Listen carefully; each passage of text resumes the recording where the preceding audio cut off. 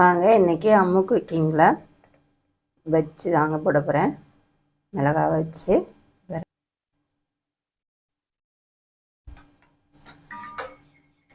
நல்லா அலசிட்டு தொடச்சிட்டு வச்சு நம்ம கட் பண்ணிக்கலாம்.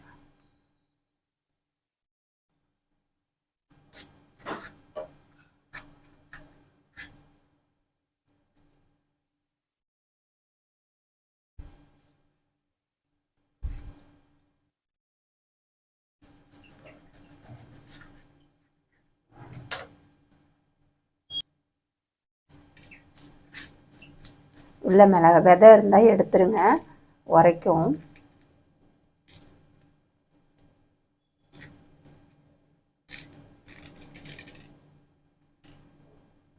இந்த மாதிரி எடுத்துக்கலாங்க.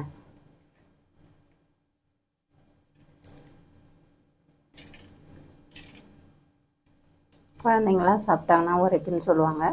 இது மாதிரி எடுத்துருங்க.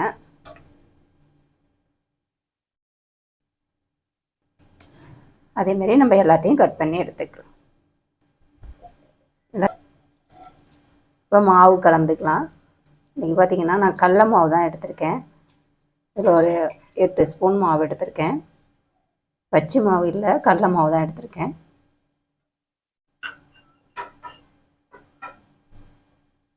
பச்சரிசியில் ஒரு 5 ஸ்பூன் எடுத்திருக்கேன். அதையும் போட்டுக்கலாம்.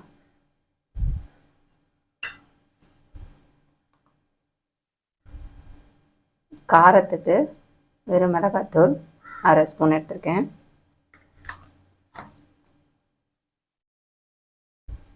மஞ்சத்தூள் கொஞ்சமாக போட்டுக்கலாம்.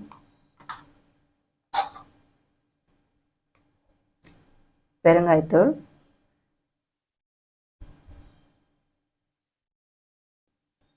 மாவுக்கு தேவையான அளவு உப்பு.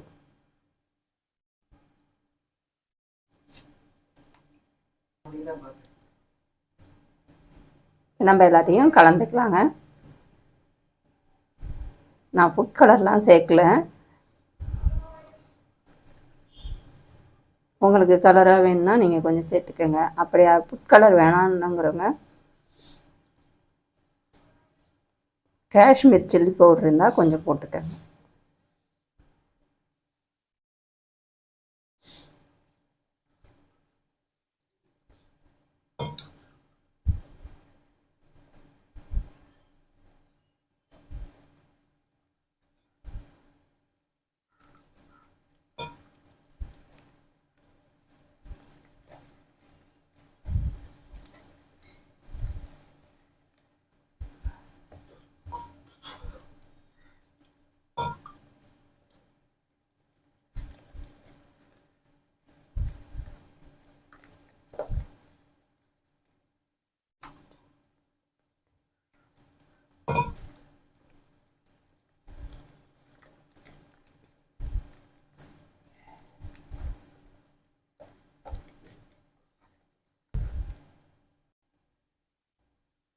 கலந்தாச்சுங்க. நல்லா பச்சை மாவு பதத்துக்கு வந்துருச்சு.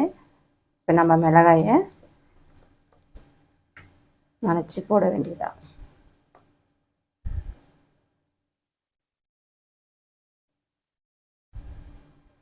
இந்த மாதிரி நனைச்சிக்கலாம்.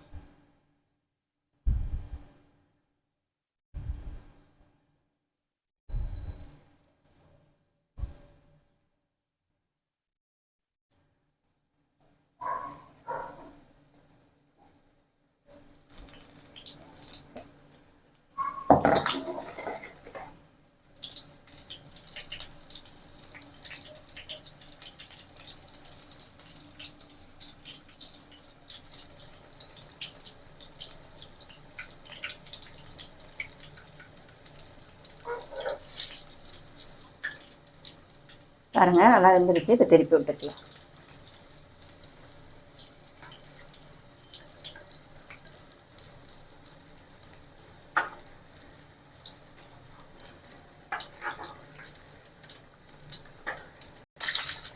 அவ்வளோதாங்க, நல்லா பஜ்ஜி வெந்துருச்சு மிளகாய். இப்போ நம்ம எடுத்துக்கலாம். நீங்களும் உங்கள் வீட்டில் கடல மாவு இருந்தால் இந்த மாதிரி செஞ்சு பாருங்கள். கடல பச்சை மாவு இருக்கணும், அப்போ தான் பச்சி செய்யணும்னு வேண்டியதில்லை. வீட்டில் கடல மாவு, அரிசி மாவு, மிளகாத்தூள் எல்லார் வீட்லேயுமே இருக்கும். அதான் பாருங்கள் எவ்வளோ அழகாக இருக்குது பஜ்ஜி. நம்ம எடுத்துக்கலாம். இருக்கிறதையும் போட்டு எடுத்துக்கலாங்க. அவ்வளோதாங்க, மிளகாய் வச்சு செஞ்சாச்சு. ஈவினிங் டயத்தில் நல்லா முறுமுறுன்னு. நீங்களும் இது மாதிரி உங்கள் வீட்டில் செஞ்சு பாருங்கள். நான் சாயந்தரத்துக்கு செஞ்சுருக்கேன்.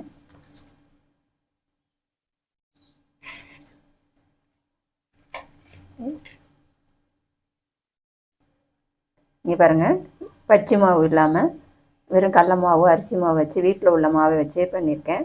நல்லா புசு புசுன்னு இருக்குது. எல்லாமே இப்படி தான் இருக்குது பாருங்கள். நீங்களும் உங்கள் வீட்டில் இந்த மாதிரி செஞ்சு பாருங்கள். கமெண்ட் பண்ணுங்கள்.